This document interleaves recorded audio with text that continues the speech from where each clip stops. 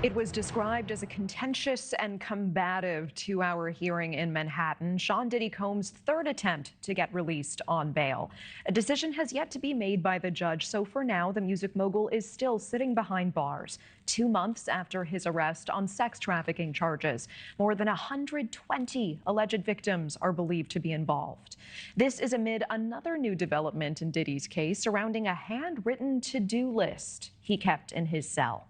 Just days ago, Diddy's lawyers revealing the 19-page list was found during a raid on the Brooklyn jail and turned over to prosecutors, allowing them to see private notes Diddy took during conversations with his attorneys. Diddy's defense team believes this could upend the government's case against him.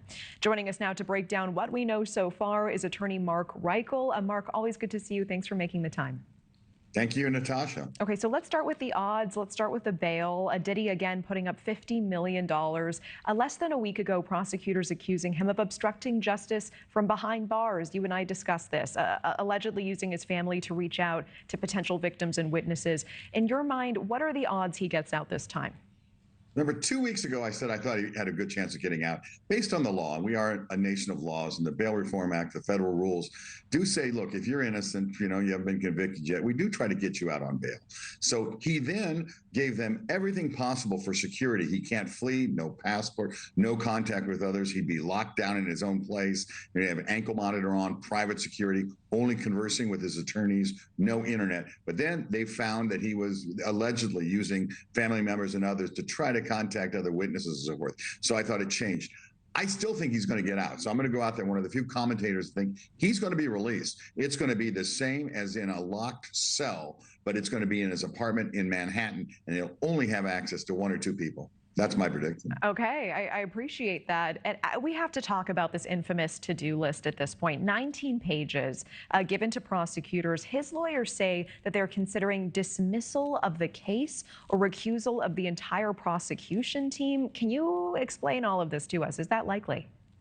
Yeah, it's going to be, it certainly should be litigated well. I've done that before, actually. So here's why. It's sacrosanct. The attorney-client communication, attorney-client privilege is really important. It's the 6th Amendment to the U.S. Constitution. So if the prosecution gets their hands on that shows their road map, then the argument is, look, they've got to prove they convicted me completely independent of anything they learned from that. If they can prove it's important, they can say, look, we need either a dismissal because we've got these people that have seen all this, or you have to get rid of them, or finally, there has to be a hearing called a castigar, based on a case called castigar, a hearing where every piece of evidence they want to put into trial, they have to prove was independent, completely independent of what they saw or read in these notes. Let me ask you, though, Mark, prosecutors claim that the to-do list includes evidence of Diddy's attempts to use his cash and influence, to obstruct justice, including finding dirt on victims and paying off witnesses.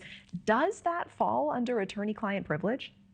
Well, there's always what's called the crime fraud exception. So the prosecution can prove there was a crime or a fraud involved in those communications or in those writings. They'll say, we can use this, and we can actually use it against the person. But things like, paying for investigators to find out information on witnesses is lawful. That's okay. The other part, paying witnesses off, that could be a crime and a fraud, and that therefore they'll be able to use that. So it's become really complex, all that's going on here.